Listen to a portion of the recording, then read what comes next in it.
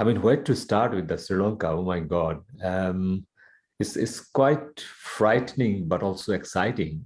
Mm. So I'm not sure, like, do you know, like, so when I was in London, I went to Charles Dickens Museum, and Yeah. one of the quote in the museum on the big wall, it says, "It was the best of times, it was the worst of times." Yeah. So that's the quote from A Tale of Two Cities. Mm.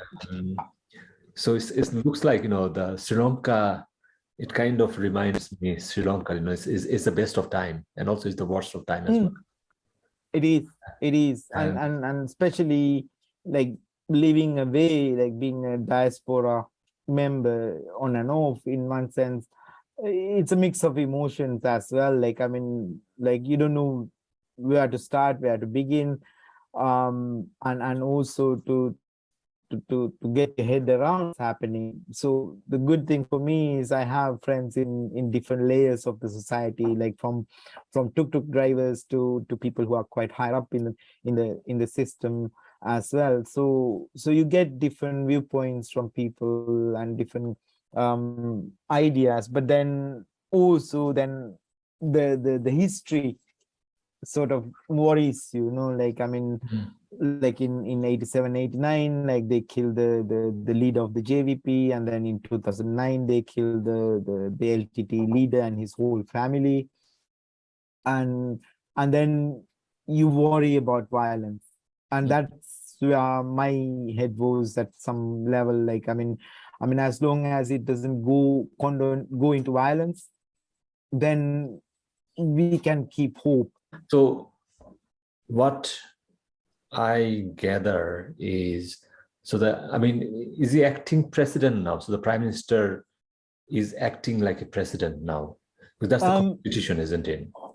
It is. So constitutionally, what the president, before he left the country, he made the prime minister the president. So he got that power within the constitution as the executive president.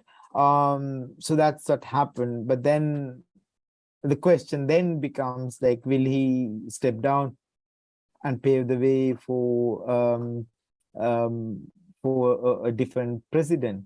But then, like, I mean, a few minutes ago, he asked the speaker of the parliament to nominate a prime minister. So meaning he might be staying. So he's not asking for president, he's asking for prime minister. Yeah. Okay, that's interesting. Yeah. I thought he's looking for leaders who lead the country.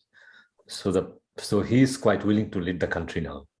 It looks like that. And I think, like, I mean, again, from a very South Asian perspective, like whether it's Hinduism or Buddhism, they always talk about how power corrupts people. Power is the biggest influencer for corruption. So even with the bestest of intentions, people get there and then become corrupt. So you never know.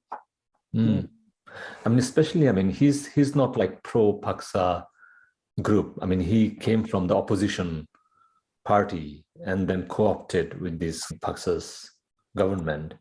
And he used to be a prime minister himself as well a couple of times in the past. Yeah. So he's quite old in this game. He's one of the oldest experienced politicians in the game. And in politics, there are no permanent friends or permanent enemies. So again, you never know what is the game plan. And again, like, I mean, some people are saying that actually the agreement of him becoming the president is that he will pave the way for the rest of the Rajapaksa clan to leave the country. Wow. So I mean, these are not confirmed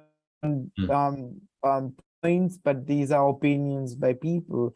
And again, like in a small country like Sri Lanka, there may be some truth in it, because you can't keep a secret in a country like Sri Lanka. Everybody get to know things like that. So yeah, because to me, the bigger problem is at the moment with the struggle or the mass struggle started by the young people.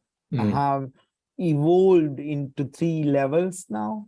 So as I see it, like, so there is a struggle in the parliament among the political parties, because they are not united. And at the moment, I could say 1, 2, 3, about 5 people are expecting to become the president.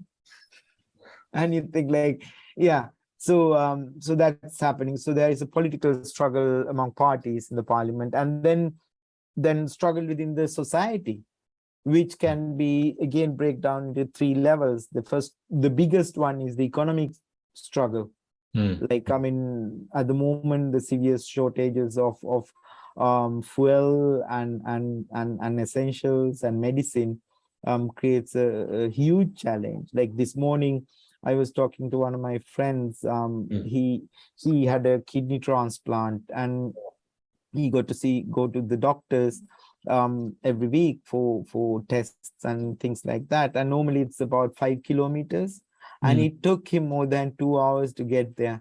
Oh, like waiting for buses, waiting for taxis, like so it is the economic struggle. And the second element is the political struggle, because again there is a whole political struggle outside the parliament, among people, among trade unions, among political parties that are not within the parliamentary system, and so on.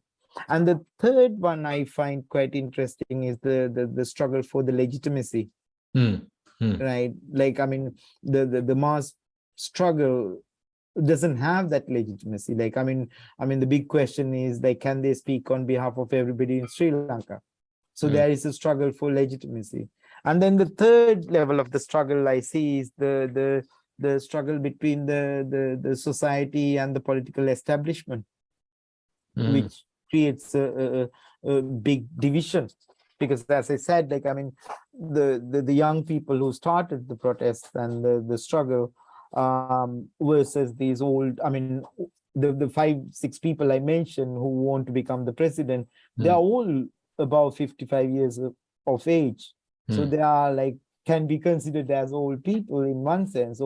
But then these are the young people who are in their 20s and 30s. So there is that struggle between the establishment versus the society. So in that level, it's very difficult to figure out where would this go, because again the bigger problem is in a global capital market system, can Sri Lanka think about a different reality, a different system? Or are we allowed to do that? Because I mean, some of the tweets and messages coming from the US embassy, if you say, as the holder of the capital market system, is not that encouraging for a different reality. So there are all sorts of questions around that. And then comes the geopolitical issues, like that, the location of Sri Lanka, and then everybody is interested about the country. So yeah, so there is a lot of uncertainty in that process, or in this struggle. And then also the other element is, again, like, I mean, some of these protesters are taking over the media, government media, and all of that. So that's another element. Like, I mean, where are we going to because the problem with the people's struggle is it doesn't have a united agenda. It doesn't have a united leadership. And therefore everybody is playing their own game. Yeah, so there are good people, bad people, and all of that. So yeah, so it is coming to a situation that there are more questions about the uncertainty of the country versus the future. Because again, going back to 1971 uprising, the LTT for 30 years, the 87, 89 youth uprising, and all of that, we always had the center being there. There was a strong center, but now we don't have a center. So that's the worrying part, I think. And because we can't go like this forever. No. or beyond next week, I would say. Like, I mean, if we can't get our act together, then we are going to be in trouble. Because my problem is, I'm seeing it like from like political science lens. If there are disruptions on the ground, like small time violence even, and that will give the opportunity to the whoever in power and ask the military to get involved, and then that will bring another dimension in the equation, and that will be much more difficult area. I mean, some people are asking that, what role military is playing. I mean, we never saw Sri Lanka has got an army coup. No, we never had that. We've been very lucky. And also, I think the way the military is, they never had that level of leadership. However, saying that, one of the contenders who is expecting to become the president is the former army chief who won the 2009 battle or the war. So there seems to be a lot of support for him in all the military establishment. So that's again something coming into play which never happened before. So in one sense, the whole experience is a new experience for Sri Lanka and Sri Lankans. So we never had this experience. And yeah, so I think, like, I mean, past week, if you take, there were a lot of ground soldiers joining the struggle, some police joining the struggle. So I think again there is that division, no, because always the soldiers are coming from the rural poor, and then the officers are coming from the urban wealthy. So that plays a role. However, like with someone like Sarath Fonseca, who's the former army chief, the story might be different. So I mean, if I compare this with, like, Arab Spring, especially in Egypt, we saw like things like Tahrir Square, where people gathered and have been protesting from there. But at the same time, what you were saying, there are different groups of people as well on the ground. So it's not like that kind of unifying force on the ground, the way we saw in like Tahrir Square. So the majority of the struggle is happening in Goldface, that the ground in front of the president's office. However, there are mini protests happening everywhere across Sri Lanka. And what we are seeing now is the migration of the protesters from the Goldface to the president's house, to the media centers and other places. So then I don't think they are being controlled by the leadership of the protesters or the struggle, because again the struggle never had one leadership, which is a good and a bad thing.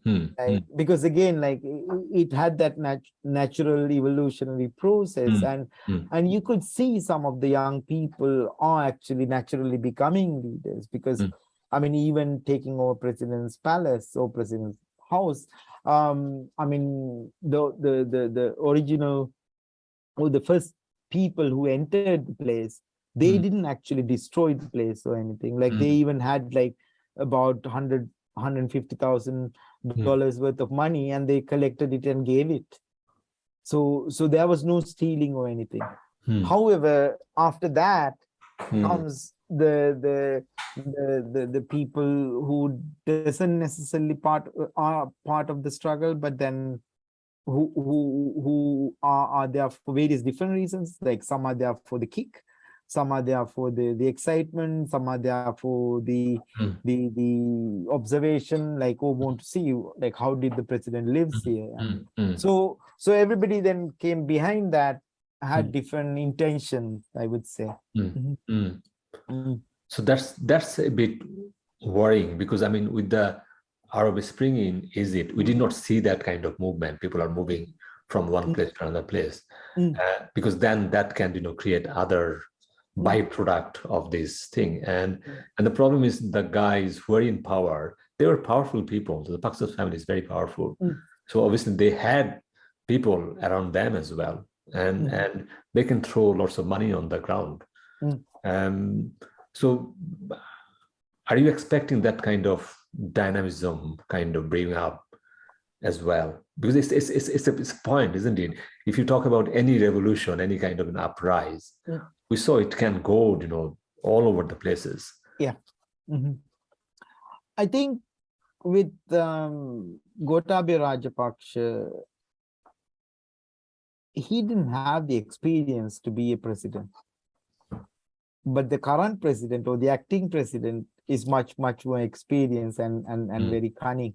I mean, I remember Anton Balasingham, who was the chief negotiator of the LTT, once told that the current acting president is a fox. Wow. So in that experience, you don't know. I mean, again, I'm not like necessarily talking from an insider perspective, but then you never know. He's much more experienced than Gotabaya Rajapaksa. Gotabaya comes from a military background, and then he lived in the US for a long time. But this is a man who lived in Sri Lanka throughout, who got much more experience through the 30 years of war, but then also 87, 89, and all of that. So, and he's also the nephew of J.R. Jayawardena, who changed the country's economy to the open market in 1977. So that might actually change, because what we saw over the past few months with Gotabaya Rajapaksa was, so there are two things. Either the military and the police didn't listen to him, because he tried to impose the emergency law and curfews, but people didn't listen, and the expected reaction from the military or the police didn't come. So that could be one theory. The other one would be that he didn't want to do that, which is a bit difficult to believe. However, the moment the acting president took power, like first thing he did was to impose the state of emergency and curfew in the Colombo district, or actually in the Western province. So that shows that he wants to use more power. But I mean, how effective this emergency situation? Like, are military on the ground now? They are, but then again, the question comes in, like, I mean, will they actually execute the orders? Because from the looks of it, even like this afternoon when I was talking to some of my friends, the vehicles were going on the streets and people were just walking down and up and down. So again, if the military and the police don't impose or implement these laws, then it's not going to work like that. But then that will create a crisis within the leadership. But at the same time, the people who are on the ground is still, I mean, they're not going back home. No. It looks like they are there. Yeah, because ideally when the emergency law came, they are supposed to disperse those people. So the people need to go home, and then they are in charge, and then the normal process they are trying to implement. But it's kind of hotspot situation. So it's neither emergency nor anything. It's just like trying to muddle through. It's a very much of a limbo. I think like there is a legal aspect to it, which I'm not an expert, but then socially, for the last 3 months, people are seasoned. They don't want to listen to any authority, which is also a bit of an uncertain question. Then who is going to be the leader, right? Like, I mean, then comes to a question like, so the party, like, or the people who are struggling needs to accept whoever becomes the next leader. So then comes the question, like, is that the democratic process we want? Right? Because, like, say in a country with 23 million people, like, let's say 1 million people are in protests. but then there are 22 million people who are voiceless in that process. So there are all sorts of questions there that I don't think that anybody can answer. And so yesterday, some of the opposition parties met with the leadership, like various parts of the leaderships of the struggle. And again, that was the big question. Like, I mean, the parties that were there, like they were talking about, oh, we need to accept, like we need, like without our acceptance, you can't do this and that. That's conditioning. And then again, that question is like, okay, like you can't really have a governance system outside of the, or a parallel governance system to the official governance system. So there are all sorts of questions that nobody is willing to answer, or nobody really wants to look at. Because to me, like as I said, the political struggle is important, but then there is this economic struggle that nobody is giving answers to. Nobody is actually working on, like, I mean, in terms of debt restructuring to negotiations with IMF. What's going to happen to that? Nobody knows. That means that the IMF support might be delayed further. So that would increase the struggle. So in that question with the economy, because this all started with the economic crisis. And if you are going to push the economic solutions to the problem, then no matter who becomes the president or prime minister or form a government, they're not going to be successful, because people are expecting, I mean, in terms of suffering, they want a sudden change, and it's not going to change like that. And so I think and as I said, like with that political establishment and the society division, that struggle, nobody is having that honest and transparent dialogue with the society and say, this is what's happening. Like, say, even like in terms of IMF negotiations, debt restructuring, people are not privy to that information. Nobody knows.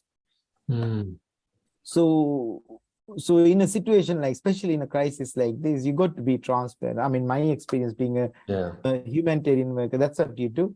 Like, I mean, in a refugee camp, you tell all the refugees, we got $10,000 to survive until the end of the month. And how can we do it together? And then people support and come together. Right? I mean, again, a situation of country can be very different to that. But if you're honest and transparent, then it's easy. People, because I think there is this understanding, like even in the UK, like this idea that people are stupid. Right? That's why, like, I mean, the government would say, oh, we are doing this for your own safety. No, people are capable of safeguarding themselves. So similarly, if actually there is a transparent, accountable explanation to people, people will understand, and they will be ready to engage with that. But then again, what we are trying to do, because some of the debates and discussions are that we are still trying to find an effective and a positive solution within the failures of neoliberal policies. That's not going to bring a lasting solution. No. But at the same time, what we are looking for here, so even if you talk about this bailout, we are talking $4 billion, isn't it? So that's something like that. Not much money we're talking about, no? So just like 2-3 countries can actually bail Sri Lanka out very easily. Even Elon Musk could do that. Yeah. Or even like, but I mean, obviously, traditionally, India plays a big role in terms of, they're still playing a big role in terms of providing assistance, like with fuel and food and such. But we don't know how long that's going to happen. And then with the new political changes, like because any country who are externally supporting another country don't want to be in a situation that country doesn't have a leadership, or there is an uncertainty. That's the last thing you want, and especially for a country like India, who had that burning experience in the past. So I think they will be very, very careful dealing with Sri Lanka if we don't get our act together. And also, like, China has got serious stake as well because they invested money. So, the stability of Sri Lanka is important for them so that they can get their money back, the things they invested. So, I mean, so far, China is not playing any kind of, role that, okay, I've got some money for you, so we can work on that. China is kind of plays safe. I think the Chinese foreign policy is such, like, they never get involved in a situation of another country. So far, that seems to be their policy towards other countries. But then actually, like, when you look at the bigger picture of Sri Lanka, I mean, when you look at the overall debt situation of Sri Lanka, Chinese debts are only 10% of it. Okay. The 47% of the Sri Lankan debts are owned by the international sovereign bonds. With the firms from the United States, majority, Switzerland, Germany, and the UK. That's the difficult one, isn't it? And then another 13% goes to Asian Development Bank. Another 10% goes to Japan. And then 9% to World Bank, and only 2% to India. Okay. So this was the official statistics by April 2021. But also, these are not straightforward dates. These are complex dates as well. Very, very. There are like private investors involved. Yeah. And they are very, very difficult to negotiate and deal with. Because I don't think, like, when you look at the money spent by a country like China, like, even if they lose the 10% of the Sri Lankan, you can live with that. Yeah, it's not going to affect the economy. So, but then, yeah, like, I think, to me, again, going back to the whole situation, when in 1948, when we got independence, it was relatively stable country. I mean, the famous saying was Singapore wanted to become like Sri Lanka when they started. Our first financial crisis came in 1965, about 13 years after the independence. And throughout that, this is the 17th financial crisis we are experiencing. So to me, this is an accumulation of all the crises we had. So to me, again, as a citizen of Sri Lanka and as an individual, what I'm looking at is all the successive governments since the independence are responsible to where we are. And then comes, I remember in 1980s, 90s, the World Bank did their poverty reduction strategies. We were seriously asked, stop agriculture and farming, move to service-based economies, the garment factories started. So again, in 90s, I used to work around the health and safety of free trade zone workers, and talking to a lot of young people that have 10, 20 acres of land back home, but then would come to the free trade zones to work for $50 a month. So then you think, like, so again, you think, like, I mean, the whole food shortage of the country can be like part of that we stop farming the coconuts, the rice, everything we bring from outside, no? So I think all that combination. So to me, like, I mean, again, this is the failure of the neoliberal policies combined with inflation, corruption, and COVID-19 all together. So there are all sorts of explanations one could give. But then I think, like, there is a famous Buddhist story in South India that a man and his son was going through a mango grove, and suddenly an arrow came and hit the man. Instead of treating him, the son went around, like, looking for the person who shot the arrow. So I think we are in a situation, rather than looking for what happened, we need treatment. Like, maybe later we could start looking for explanations or analysis. But then I think we are in this situation, we need treatment, we need to economically do something. And unfortunately, we don't see that in the political establishment. Because I mean, because you have got more stake than me, because you are from Sri Lanka, you're born there, so this is your country. I mean, this might be our last kind of question, because I know like you are been busy whole day today. I mean, what's your ideal scenario from this speed? I mean, to me, I think we need to think and rethink about how do we involve young people in governance. Because again, you go to the parliament, like more than half of them are quite old. I mean, even I'm 48 and I think I'm too old. Like, I mean, why not give that opportunity? I mean, again, in the South Asia region, we tend to trust the old people. But it hasn't worked for us very well. I mean, and then, so to me, that's the key thing, like regardless of, because there are so many good things happen in this struggle. The young people and their push managed to overcome the boundaries of ethnicity, the religion, and all the divisions that was established through the colonial period, and then subsequently all the political parties carried that. But we managed to overcome all of the divisions, regardless of class and caste and ethnicity, all of that. And to me, that's a very, very positive thing. And then also looking at some of the young leaders that are emerging through the struggle, it gives you hope that these are like young men and women with a vision. So if we can actually get them into the parliament, if we can get them involved in the or even to get them to design a system that works for Sri Lanka, that would be the idea.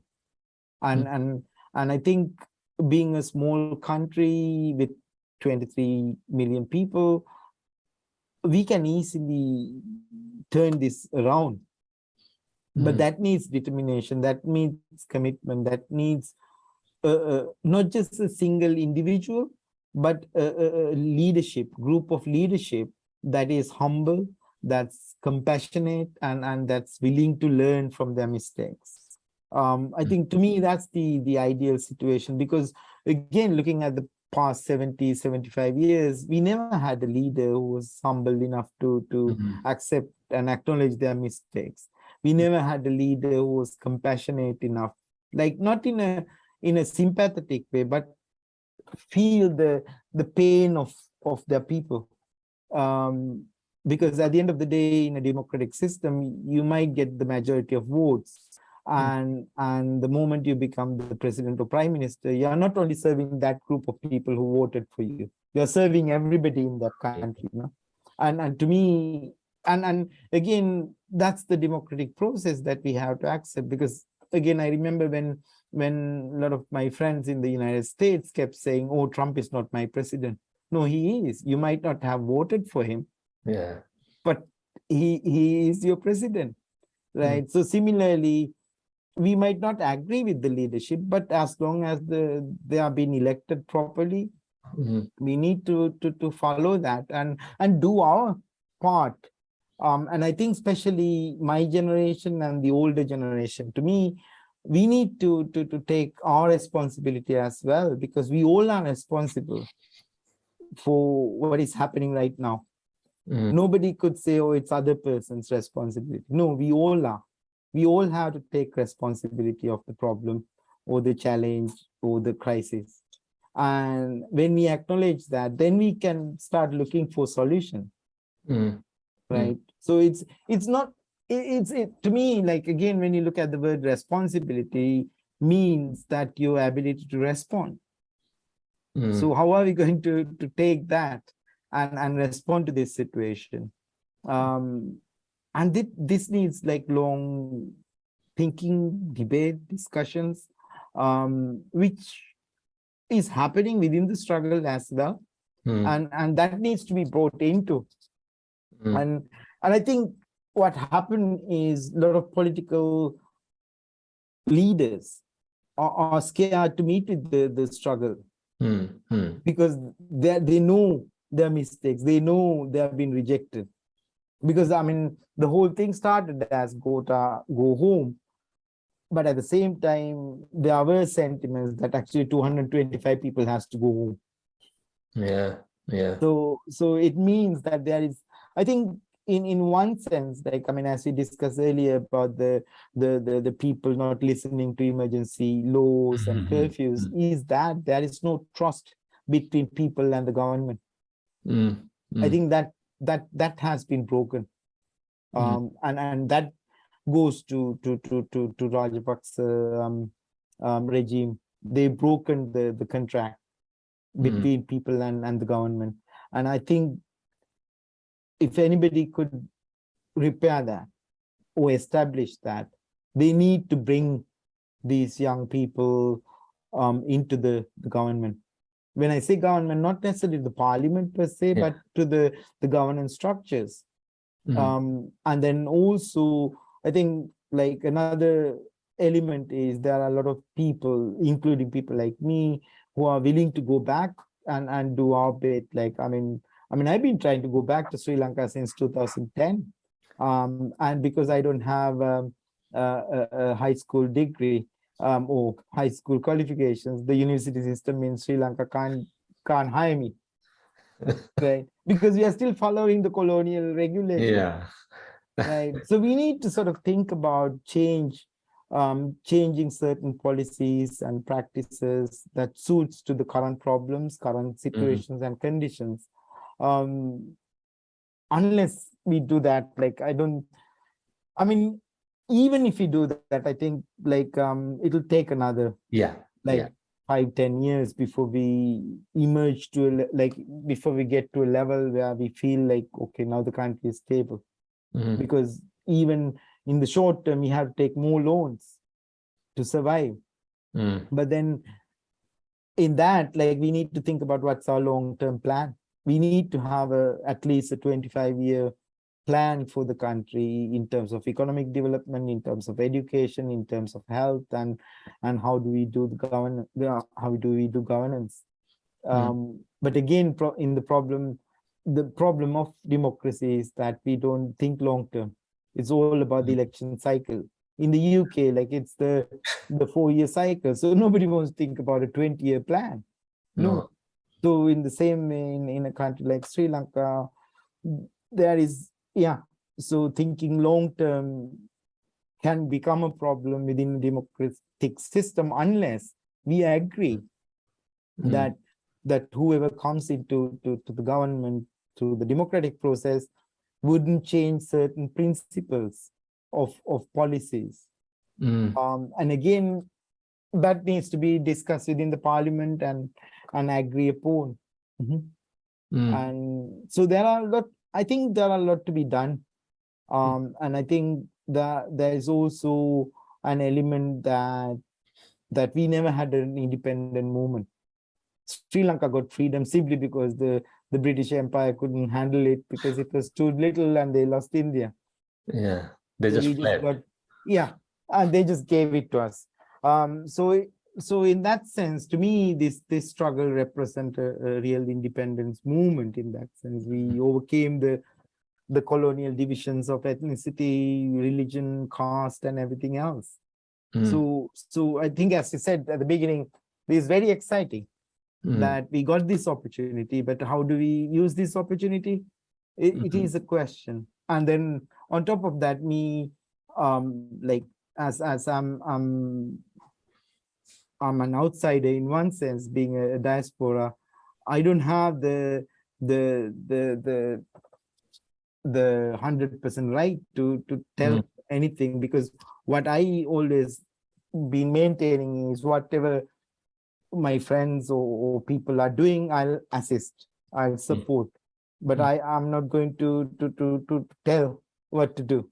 And I think that's also an element, because, like, there are a lot of diaspora elements who wants to see their agendas being implemented And that's also a problem. I think, again, any crisis with a heavy diaspora like Syria or Somalia, those are the two examples I know quite very well. It's very difficult then to agree within the country because the diaspora doesn't support that.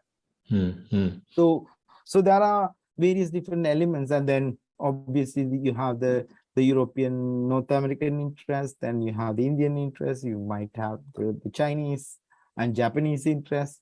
So there are all these elements are at play.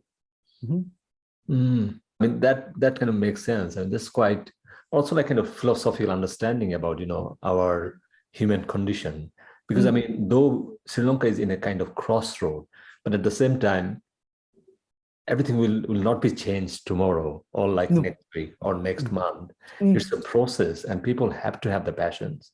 People have to have that kind of commitment as well. What they really want for their society, for their collective emancipation. They need to decide what they want.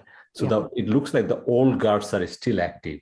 The old guards are still there and still trying to mobilize and orchestrate things for their own interest to sustain own power.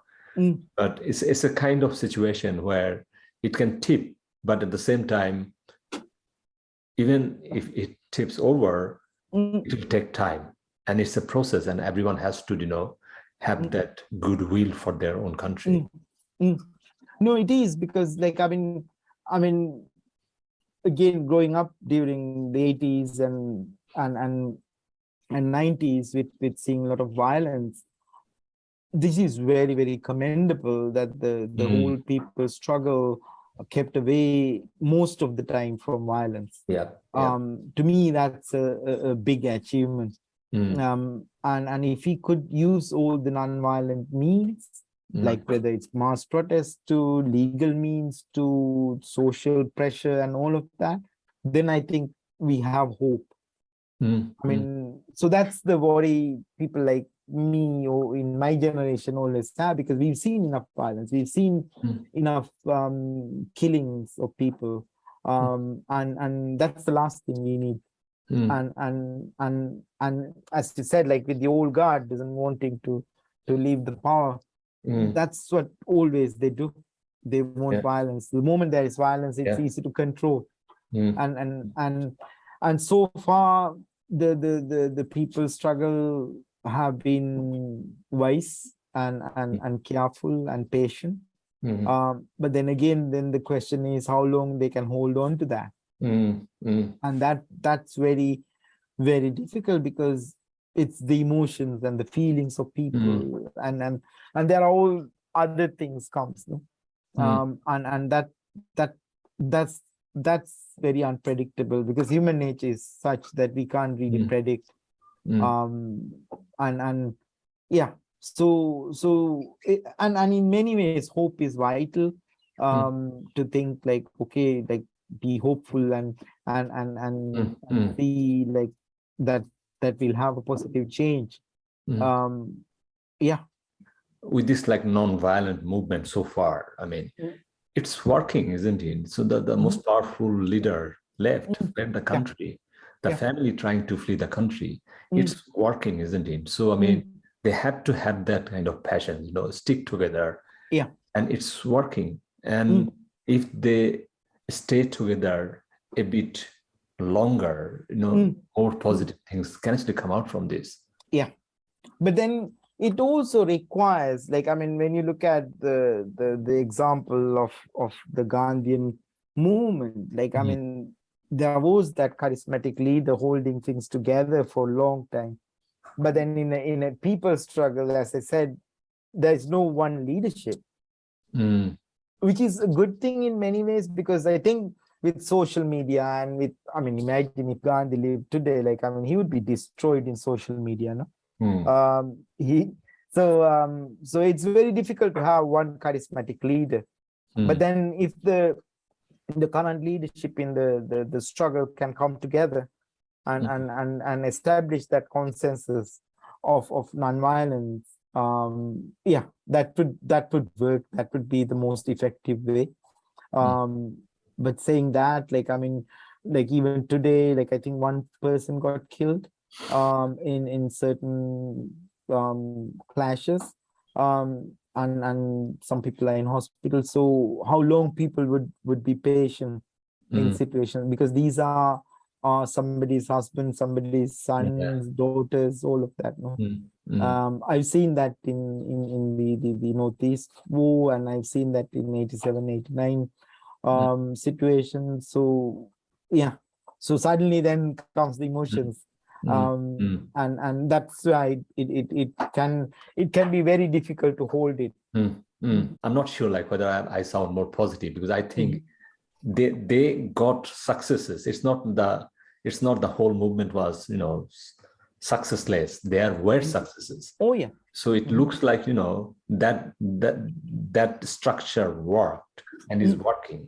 Yeah. So like going back to those violence or clashes, I mean that will not do any good.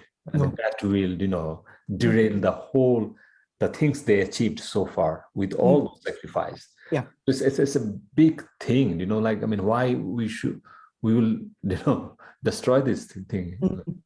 I think because in one sense I would look at this very similar to how they got rid of Robert Mugabe in Zimbabwe without violence. I mean, the whole thing changed. I mean, they were going through a similar economic crisis. They were going through a similar political crisis. I think that could be a learning place for a country like Sri Lanka as well. I think, like, rather than looking for the Western examples of non-violence, like, I mean, there are a lot of good examples even in the present day. No, I mean, definitely, like, it is, as I said, it is like, I mean, wonderful and commendable that they achieved so much. Like, I mean, even someone like me, like about 3 months ago, I would never thought like Gotabaya Rajapaksa would leave, right? I mean, again, as an outsider and person who never been on the ground during this period, we never thought like he would leave. But then, yeah. So it's a big achievement, and also they managed to change certain policies with the central bank, and they push for certain changes in certain systems and so on. So there are a lot of being achieved through non-violent struggle, and also the hope is that there are certain people in my generation or the older generation who are actually advising, supporting the strugglers, not expecting any recognition, but they are doing their bit. So there are like all of that, but then again the question comes in that all happens outside the system, and then within the system, like the parliament and the government, they don't want to lose power, they don't want to lose authority. Like, I mean, I was just thinking, like, I mean, so with all the fuel queues and all of that, nobody saw even a member of parliament in a petrol queue. Nobody saw a minister in a petrol queue. And similarly, no minister or a member of parliament said, okay, I'm not going to get my salary because people are suffering. Or even a retired president. Like, there are 2 retired presidents or 3 retired presidents. Nobody said, oh, we are going to leave our benefits. No, they were happily taking everything. So to me, like, the establishment is the corruption. I mean, the late famous Indian actor Irfan Khan, like, one of his movies, I can't remember the Hindi name, but the movie's name was something to do with the, like, called Puppet. And his character at the end declared that the governments are there to maintain corruption. Right. So in one sense, you think like, that might be true, because like, yeah, because like, I mean, over the past 3 months, what we saw in the parliament was not trying to find a solution, but to argue about their own pretty little agendas. So then you wonder, like, what's the true intention of the people who are in the system? And it's not just the member of parliaments, but also the government officials who are also been benefiting from this corrupt system. And so they don't want that to stop. And I think that's the long-term struggle in this process. How do we clean up and design a system that works for Sri Lanka? And how do we ensure that everybody is treated equally, and all the citizens would have the benefit? And I think the other element of the struggle, another big achievement I see is that people suddenly transformed from being subjects of the government to citizens. So now everybody talks about, okay, I need this by this government, which is really good. Like there's a huge empowerment happened through this people's struggle. And I think to me, that's a big transformation, because again, as we just received independence in 1948, all the governments treated people as subjects, not as citizens. So people were never part of decision making. People were never consulted in terms of their own development or the policies that are affecting them. And like, I mean, in my memory, like 80s, we had a housing project, like to get everybody a house, but it was like labeled as then Prime Minister and the President was helping people. Right. And then came another system in late 80s and early 90s called Janasavya. Basically, like the government would give an allowance to poor people. Right. And then came another scheme called Samurdhi by the successive government. It was the same scheme that giving poor people an allowance without empowering them. So I think like with these people struggle, suddenly people realize, no, this is not what we want.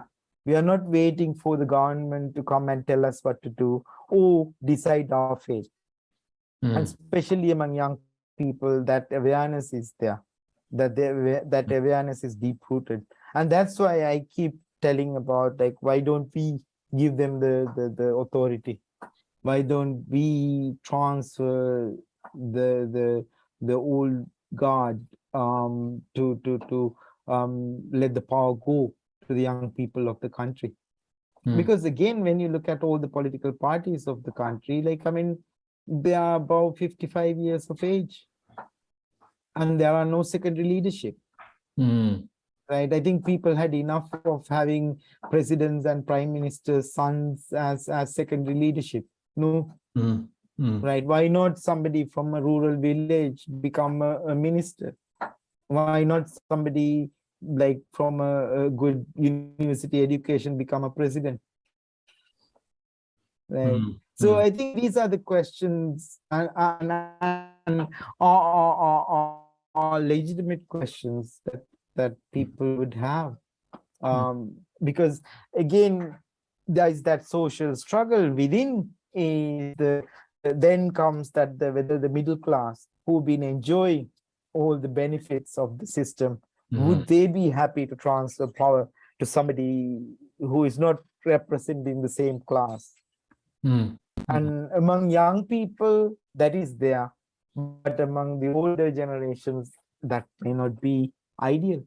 They may not necessarily want to let that go. So there are all sorts of debates and discussions. Again, I'm not necessarily saying like, oh, this is the right viewpoint. This is another way, like this is the way I'm looking at this as a Sri Lankan, as somebody who grew up in Sri Lanka and still being part of Sri Lanka. But and how do we bring not just my view, but then everybody else's views together and figure out like what can work for us? And I think there are enough people, even in diaspora, who is willing to come home and do their contributions. And why not take all of that? And even like say people like me, like I mean, why not we can go and like volunteer even for a month or do something that is useful to the country. Like if there are, because every time a president comes, like since 2000, I remember they always invite people in diaspora to come home. But then it's not just like coming home, but then what are we going to do by coming? As I said, like since 2010, I've been trying to join a university in Sri Lanka, but no, I can't join because I don't have a high school degree.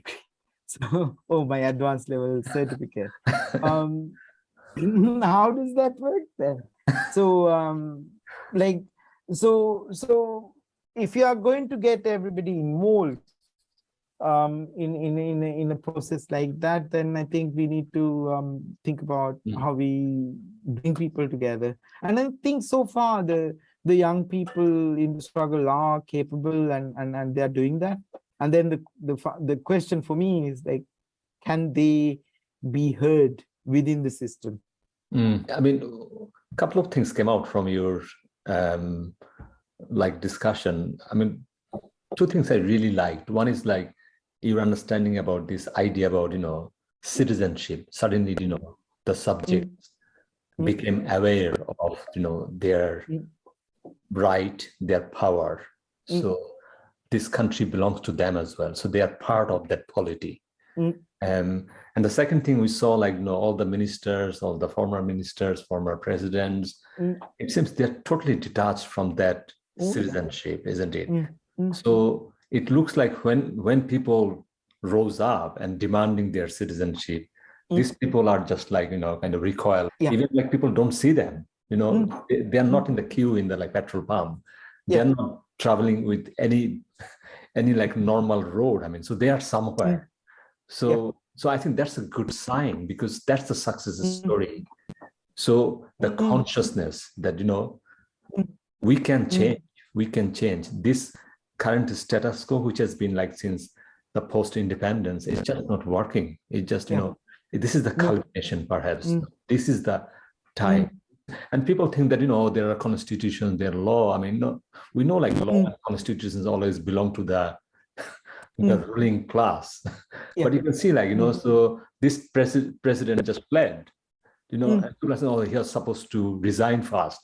I mean, really? He fled. Yeah, exactly. So the law and regulations, no, it's not important here. The important is, what are the things that are at stake right now, and what we can do with this.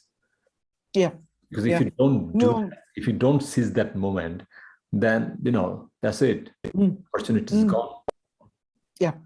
No, because like, I mean, if we continue with this level of instability, I mean, we've seen that in places like South Sudan, we've seen that in Somalia for, I don't know, about 30, 40 years now. And we've seen this in many other places. So that's why I think we need to in the short term, think about the stability, think about the economic recovery, but then think about the long-term process, like bringing more young people into because the reason I keep mentioning young people in the sense, like all these young men and women are, I mean, we all were ideal, like we all have had our idealistic viewpoints about world, and why not let them take that chance and build their ideals. And to me, that's very, very important. And also then they have enough life in them for the next 30, 40 years to see what they're doing. So they can, like, so suddenly you have a president who is 73 years old. Like, I mean, is he going to think about a 20, 30-year-old plan? No, not at all. Right? So the moment you have somebody 30 years old would think at least for next 20, 30 years and say, okay, let's do that. And there is a commitment to it. And also, again, in among the people in the struggle, what I have seen is that level of humility. They're humble. They're happy to say, okay, we made a mistake. How do we correct it? Right? Which we haven't seen among the old political figures. So those are the hopefulness for me, like again, from an external viewpoint, is, again, I'm not necessarily saying all these young people are like 100% Correct. They are human. They might make mistakes, but Mm. give them the chance to Mm. change. And yeah, I mean, in that, I think after my generation, the younger generation managed to come out from that divisions that we were given. I mean, growing up, I mean, we've seen enough about Sinhala Buddhist division to Muslim division to Hindu Tamil division to all of that, and then seen enough divisions among caste and classes and all of that, and suddenly in the goal phase, in the space for the struggle, you saw everybody together, and they never had a problem. Like, I mean, and they never had a fight about, like, oh, I don't want to be with these Muslim people, or I don't want to be with these Tamil people. No, they were together, and that came through young people, and I'm very proud to see that happening. And yeah, so in that, like, that consciousness, though, these are countries, because a country is not a piece of land. Because if you take the people out from a piece of land, there's no country. It would be just like Sri Lanka would be just an island without its people. So people are the country. And I think they are realizing that. And they have realized that. And that's, as you said, like, that's a big achievement. But then also, yeah, like, I mean, looking the future, that there are a lot of people who are willing to contribute, willing to engage with that. But then it all depends on, in the short term, what would happen tomorrow. Even as we speak, we don't know.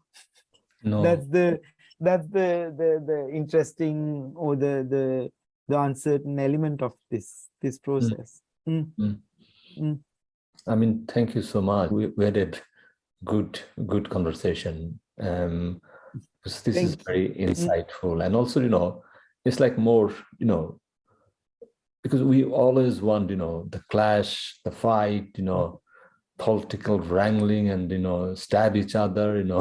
He's bad, we are good. Rather than it's a collective endeavor for everyone's emancipation. Yeah.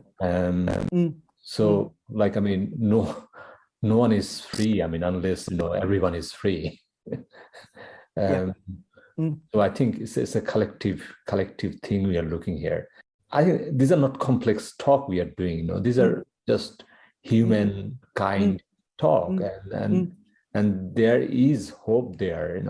I use the word emancipation quite a lot. I love it. Like, I want to see that this kind of ultimate nirvana, where people can actually relax a bit, go home and then sleep. Or like go for fishing, for a holiday.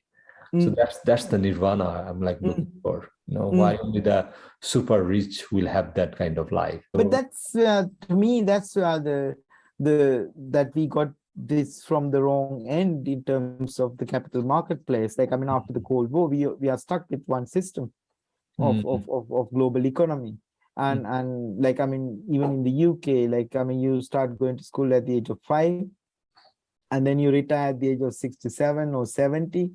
So then when are you going to enjoy your retirement? There's no joy in anything, because you're just running. And I think that's what, like, when the Europeans came to Asia and Africa and most other parts of the world, that was the complaint. No, the locals are lazy. No, we were enjoying our lives, no? Yeah. Because you had enough food, you're living in the perfect weather, and what else you want?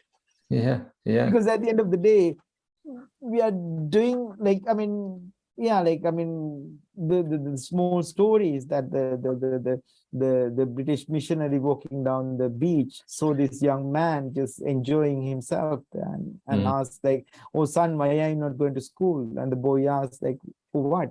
Oh no, then you could learn and study. For what? Oh, then you could get a good job. For what? Then you could make a lot of money. And then, oh, then you can enjoy your life. And the boy said, I'm doing it now. Why bother?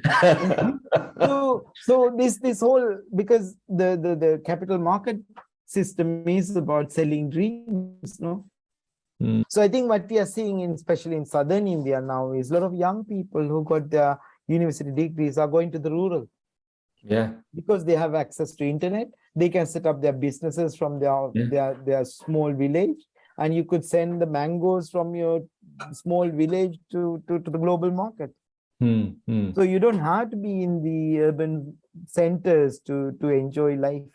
Because so I think there is, like, I mean, at least in the Asian context, there is that realization. But then smaller countries like Sri Lanka, we've been sold that dream through the World Bank and IMF structural changes, is that, oh yeah, like, so stop worrying about farming your 10 acres of land and come and work in a factory because you'll get a good salary. Like, it doesn't make any sense anymore. And I think that mindset has to be changed. And because even with the height of food shortages and all of that, I mean, some of our families who are in the rural, they don't have a problem of food. I mean, food is in the garden. Yeah. Right? Because if you're in the urban setting or the developed setting, then you are in trouble, because in your tiny little apartment, there's no space to grow anything. So I think the understanding of your dream and hopes needs to come, and that's why some of those debates happening within the struggle as well. Like, I mean, are we allowed to dream a different reality? And that's the question in the global political and economic space. Because the moment we do that, you can't let people deviate from the marketplace.